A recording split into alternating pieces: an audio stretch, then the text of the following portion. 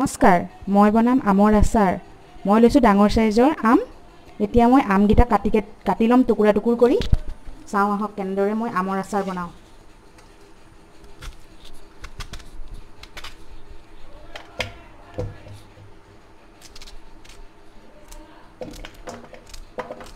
মই সৰু সৰু টুকুৰা কৰি লৈছোঁ।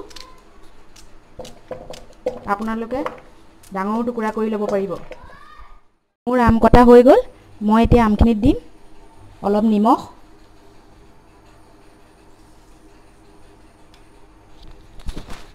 আৰু হালধি।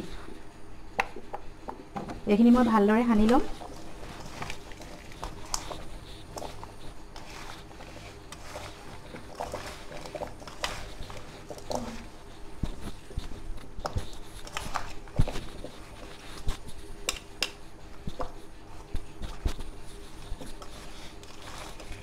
এইখিনি সানি হৈ গ'ল মোৰ।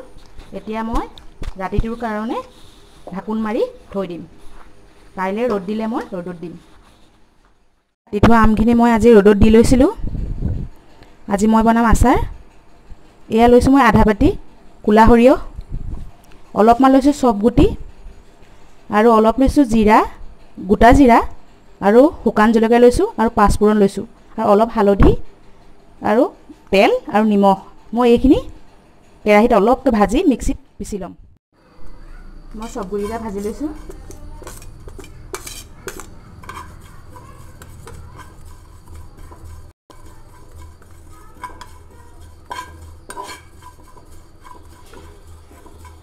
চব গুটিৰ লগতে মই জিৰাকেইটাও দি দিছোঁ, আৰু জলকীয়া পাঁচফোৰণ দি মই 2 মিনিট ভাজি ল'ম।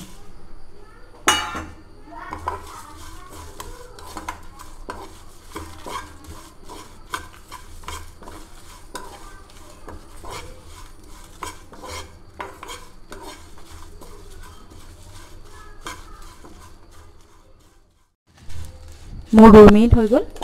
এতিয়া মই নমাই লৈছোঁ। এই ঠাণ্ডা হ'লে মই মিক্সিত পিচি ল'ম। মোৰ কেৰাহী গৰম হ'ল। মই এতিয়া দিম তেল।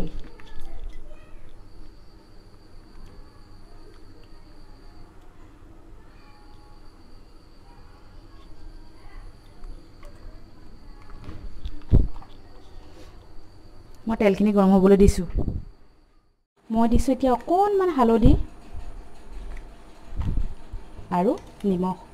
আগতে দিয়া আছিলে, এতিয়া মই অলপ কমকৈ নিমখ দি দিছোঁ। আৰু সৰিয়হখিনি দি দিছোঁ পিচি থোৱা, আৰু এই মছলাখিনি মই ইয়াত দি দিছোঁ।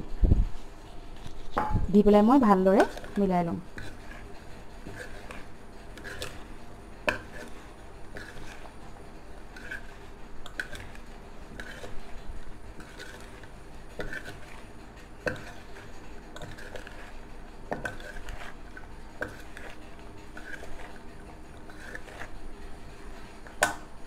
এতিয়া মই দিম গৰম কৰি থোৱা তেলখিনি দি দিম মই ইয়াত।